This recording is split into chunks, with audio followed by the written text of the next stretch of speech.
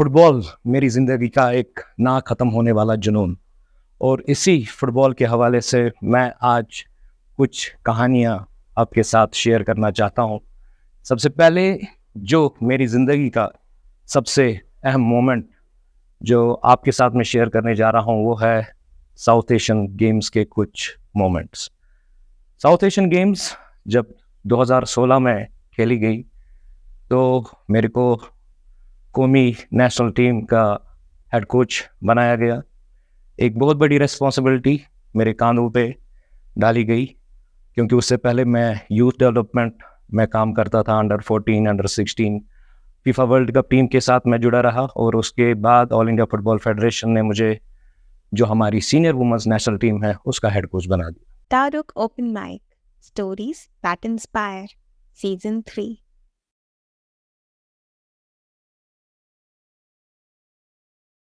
अस्सलाम वालेकुम, मेरा नाम Sajid Yusuf Dar, former Indian women's national team का हेड कोच और currently All India Football Federation के साथ एज अ कोच एजुकेटर काम कर रहा हूँ। सो आज जो कहानी मैं आपके साथ शेयर करने जा रहा हूँ वो है 12th साउथ एशियन गेम्स जब इंडिया में होस्ट हुआ। सो साउथ एशियन गेम्स मेरे सामने एक बहुत बड़ा चैलेंज था, और जो ये टूर्नामेंट था ये शिलोंग में ऑर्गेनाइज हुआ और शिलोंग में ही खेला गया। 2 वेन्यूज़ इसके थे, एक शिलोंग में था, एक मेघालय में था। तो हमारी मेन टीम जो है वो किसी दूसरे वेन्यू पे खेल रही थी, हमारी वुमेन्स टीम शिलोंग में खेल रही थी। पहला मैच साउथ एशियन गेम्स का जो हमें खेलने का मौका मिला उसके अगेंस्ट जो हमारी टीम थी, अपोनेंट टीम, वो मालदीव्स थी।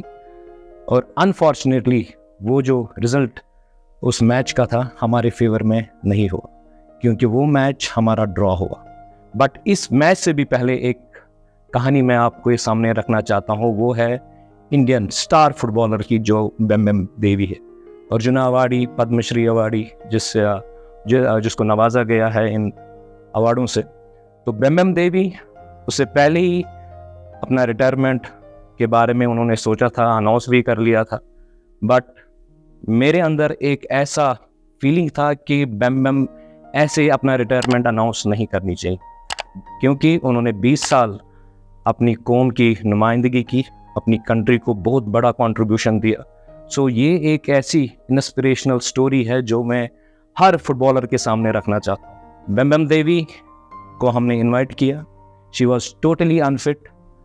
तो जब वो कैंप में उन्होंने ज्वाइन किया, she accepted my invitation to be the part of South Asian Games Indian women's squad. उसके बाद 10-15 दिन हमने उसके साथ काम किया, इंडिविजुअली भी, ग्रुप भी, एंड एज अ टीम भी। उसको रिस्पॉन्सिबिलिटी हमने दे दी कैप्टनशिप की। और पहला ही मैच जब बेम एज अ कैप्टन फील्ड में उतरी तो she was having little bit of low confidence, because already एक रिटायरमेंट अनाउंस करके फिर दोबारा फील्ड में आना, it's never easy thing to do. तो पहला ही मैच हमारा मालदीव्स के साथ ड्रॉ हो। सो ड्रॉ होने के बाद पूरा मीडिया में ऐसी खबर फैल गई, ऐसे रूमर्स फैले गए कि शायद पहली बार हिस्ट्री में इंडियन नेशनल टीम इस टूर्नामेंट से बाहर होगी, बिकॉज उसके बाद जो आगे के मैचेस थे वो ज़्यादा कॉम्पिटिटिव थे। हमारे सामने श्रीलंका था, हमारे सामने बांग्लादेश जैसी टीम थी, हमारे सामने नेपाल जो फेवरेट थी उस टूर्नामेंट की, उनके साथ अभी हमें खेलना बाकी था। So all of a sudden एक ऐसा प्रेशर माउंट हुआ मेरे पे, बेम पे, बाकी सीनियर प्लेयर्स पे। सो उस प्रेशर को हमने कैसे डील किया वो आगे मैं आपको बताता। तो मालदीव मैच ख़त्म होने के बाद एक डिफरेंट सा एटमॉस्फेयर हमारे ड्रेसिंग रूम में देखने को मिला। तो वहाँ से फिर जब हम अपने होटल की ओर गए तो सब प्लेयर्स, सब मैनेजिंग स्टाफ ऐसे प्रेशर में आ गए कि शायद कहीं ऐसा कुछ ना हो जाए कि हम इस टूर्नामेंट से अर्ली एग्जिट करें। तो एट द डिनर टेबल जब हमारा डिनर का टाइम हुआ, so I called all my players and yes obviously Bem जो हमारी सीनियर मेंबर थी टीम की, उसको लाकर फिर प्लेयरों को मोटिवेट करना, उनको थोड़ा एक एनकरेजमेंट देना कि नहीं, अभी हमारे पास एक और मैच है, अगर हम उस मैच को अच्छे से जीतते हैं तो we have a good chance to make it to the another round. So हमारे पास 2 दिन थे, तो 2 दिन में हमें अपनी टीम को तैयार करना था। तो उसमें मैम ने बहुत इम्पोर्टेंट रोल किया, because I was the only male in the women's national team.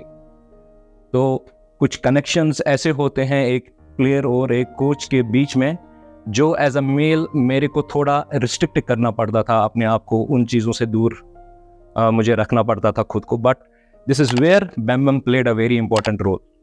सो वो जो काम था एक कोच और प्लेयर के बीच में, वो बैम मेरे लिए करती थी। Being a senior member of the team, being the captain of the team, she took the lead. And जो मेरी इंस्ट्रक्शंस होती थी प्लेयरों की ओर, so Bem was doing that hard work for me. तो सेकेंड मैच हमारा श्रीलंका के साथ हुआ, जो हमने बहुत आसानी से जीता, और मुझे लगता है 5-1 से हम वो मैच जीत गए, 5-0 से हम वो मैच जीत गए।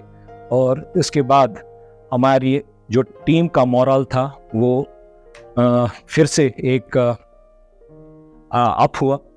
और उसके बाद अब हमें ये फील हुआ, नहीं, now this is the time where we need to pull up the socks and we need to think that this championship is ours. Sri Lanka match जीतने के बाद फिर हमारा जो एक और मैच हुआ वो हमारा नेपाल के साथ था, और नेपाल ऑलरेडी उस टूर्नामेंट के फेवरेट्स थे। उन्होंने जो 2 मैचेस प्रीवियसली जीते हुए थे, बहुत अच्छे मार्जिन से जीते हुए थे। उन्होंने क्राउड को पुल किया था, अपना जो फुटबॉल का मुजाहरा उन्होंने किया था, काबिल तारीफ था। And Nepal was one of the favourites of lifting the title. So वो मैच जब हम खेलने गए, उस मैच में हमारी स्टार प्लेयर नहीं खेल रही थी, Bala Devi. She was facing some injuries. So वहाँ हमें बाला देवी की जो कमी है महसूस हुई, और वो मैच जो है वो भी ड्रॉ हुआ, 0-0 ड्रॉ हुआ नेपाल के साथ। बट अच्छी बात ये थी कि जो नेक्स्ट वाला जो हमारा मैच था वो हम बांग्लादेश से खेलने जा रहे थे। बांग्लादेश एक ऐसी टीम थी जो कोई भी अपसेट कर सकती थी, बट ऑलरेडी हमने प्रीवियसली उनके साथ खेला हुआ था, तो वो एक मोटिवेशन था प्लेयरों में कि हम वो मैच बांग्लादेश के साथ आराम से जीत सकते हैं और अपना जो फाइनल की ओर जो हमारा क्वालिफिकेशन है वो अपने नाम कर सकते हैं। बांग्लादेश का जो मैच हमारा होना था, सो उससे पहले आप लोगों ने शायद एक मूवी देखी हुई हो, चक दे इंडिया, जहाँ पे Shahrukh Khan as a coach अपनी टीम को लेकर एक रेस्टोरेंट में जाते हैं, उनका कॉन्फिडेंस बिल्ड करने के लिए, उनको एक टीम में जल करने के लिए, एक कुछ इंफॉर्मेशंस जो है या कुछ ऐसा एटमॉस्फेयर क्रिएट करने के लिए जिससे वो मैच उनको खेलने में आसानी हो, अगला मैच। सो वही चीज़ हमने भी करी।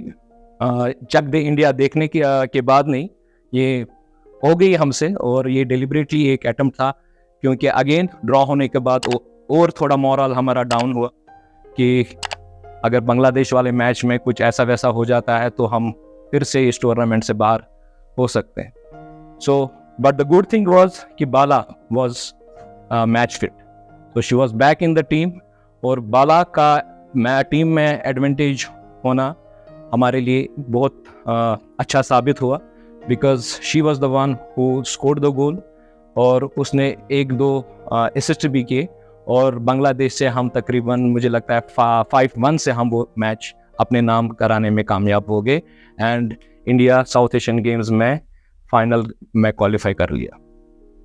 तो उसके बाद जब फाइनल मैच जो हमारा नेपाल के साथ होना था, उससे पहले बहुत सारे हमारे पास जो विशेस आने लगे, मिनिस्ट्री से विश आने लगे, जो हमारी फेडरेशन है या बाकी जितने भी फुटबॉल फेटर्निटी से लोग जुड़े हैं, सीनियर मेंबर्स, क्योंकि हमारी मेन टीम ऑलरेडी टूर्नामेंट से बाहर हो गई थी, तो सारा हमारा जो गोल्ड का फोकस था वो हमारे वुमेन्स टीम पे था। सो वो भी एक एडिड प्रेशर था मेरे पे, बिकॉज मेरे लिए एक ये चैलेंजिंग टास्क था, पहली बार कोई कश्मीरी यहाँ से निकलकर एक नेशनल टीम को हेड कर रहा था। So that was again challenging task for me. So उस प्रेशर को जो एब्जॉर्प्शन कहते हैं हम प्लेयरों को, सो वो एब्जॉर्ब करना बहुत ज़रूरी था, क्योंकि मीडिया का प्रेशर था, फैंस का प्रेशर था, हमारी खुद के फेडरेशन का प्रेशर था, और प्लस जो प्लेयरों का खुद का प्रेशर था कि क्या हमसे वो परफॉर्मेंस हम फील्ड में दे सकते हैं जिससे हम ये चैंपियनशिप अपने नाम करा सकें। सो इसके साथ साथ एक और चीज़ ये था हमारे जहन में कि बैम बैम देवी को हम एक ऐसा फेयरवेल देना चाहते थे जो वो डिजर्व करती थी। 20 साल बैम बैम देवी ने अपनी कंट्री को दिए, अपनी कंट्री को कंट्रीब्यूट किया, अपनी स्टेट को कंट्रीब्यूट किया, फुटबॉल को कंट्रीब्यूट किया। सो वो एक फेयरवेल हम उसको हाई नोट में देना चाहते थे, जहाँ पे वो अपना रिटायरमेंट एक इन फ्रंट ऑफ जो हमारा वहाँ पे क्राउड था, तकरीबन 15,000 लोग या 15-16 हज़ार लोग वो मैच देख रहे थे। तो उन 15-16 हज़ार लोगों के सामने बैम बैम देवी अपना जो रिटायरमेंट है वो अनाउंस करे। सो जो प्लान था वही प्लान लेकर हम फील्ड में गए। नेपाल के साथ ऑलरेडी हमने ड्रॉ किया था प्रीवियस मैच 0-0, और जब ये फाइनल में हमने नेपाल को फेस किया तो नेपाल को हम 4-0 हराने में कामयाब हो गए और साउथ एशियन गेम्स अपने नाम कर लिया। तो उसके बाद जो मैं चाहता था, जिसकी जो इस वजह से मैं बैम बैम को टीम में लाया था, इनवाइट किया था, और वो पल वो मोमेंट वहाँ पे बैम बैम को मिल गया, और she announced her retirement in front of the crowd by lifting the 12th South Asian Games trophy. So soon after finishing this South Asian Games, I was supposed to say goodbye to the senior women's national team, but very next day मेरे को एक mail आता है कि आपको अब सैफ की preparation करनी। सैफ इसके बाद एक और टूर्नामेंट होने जा रहा था, सो उसकी हमने प्रिपरेशन, उसके लिए प्लान वगैरह फिर मैंने दे दिया, और वो जो इवेंट हुआ वो सिलीगुड़ी में हुआ, वेस्ट बंगाल में। तो सैफ की भी थोड़ी इंटरेस्टिंग स्टोरी है। जैसे हमने नेपाल के साथ ड्रॉ किया और उसके बाद नेपाल को हमने फेस किया फाइनल में, सेम सैफ में भी हुआ। क्वालिफाइंग मैच में हमने बांग्लादेश के साथ ड्रॉ किया और बांग्लादेश ही हमें फिर फाइनल में मिला, और बांग्लादेश को फिर हमने 4-0 से हरा दिया और सैफ चैंपियनशिप 3-1 से हमने हरा दिया और सैफ चैंपियनशिप अपने नाम कर दी। सो ये कुछ ऐसे इंटरेस्टिंग पल थे जो मैंने वुमेन्स नेशनल टीम के साथ बिताए हैं, एंड उसका जो मैं कहता हूँ कंट्रीब्यूशन अगर खाली मेरे को नहीं जाता, पूरी टीम को जाता है, especially Bembem and Baladev. Women's football जो हमने बात करी, फिर मैं वापस आया because I am working here in the University of Kashmir as a football coach. But उसके साथ साथ मैं अपना कंट्रीब्यूशन यहाँ की जो हमारी गवर्निंग बॉडी है J&K स्पोर्ट्स काउंसिल, उनको दिया कि यहाँ का फुटबॉल जो है या यहाँ का फुटबॉल का जो मयार है उसको हम ऊपर कैसे ला सकते हैं। तो कुछ प्लान्स हमने उनको दे दिए और उस प्लान को हमने एग्जीक्यूट किया, और यूथ डेवलपमेंट सेटअप से हमने तकरीबन 10 इंटरनेशनल प्लेयर्स जो हमारे स्टेट से बिलोंग करते हैं कंट्री को दे दिए। और उसके साथ साथ पहली बार वुमेन्स फुटबॉल जो हमारी टीम थी, जिसको हमने स्पोर्ट्स काउंसिल ने बाहर भेजा, इंडियन लीग जो हमारा सेकंड एडिशन था उसमें उन्होंने पार्टिसिपेट वगैरह किया।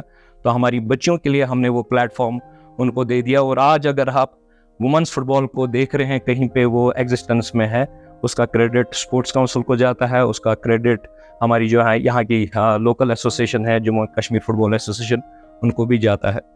बट जो प्रोफेशनलिज्म यहाँ पे देखने को मिला वो मैं आपको थोड़ा और पीछे ले जाना चाहता हूँ, जहाँ पे 2014 में लोन स्टार करके यहाँ पे एक क्लब इनकाद में आया, उसको हमने एक प्रोफेशनल सेटअप पे लाकर खड़ा किया, और पहली बार हमारी कोई यहाँ की प्राइवेट टीम नेशनल लेवल पे खेलने गई, और सेकंड डिवीजन में हमने लोन स्टार के नाम से पार्टिसिपेट करा।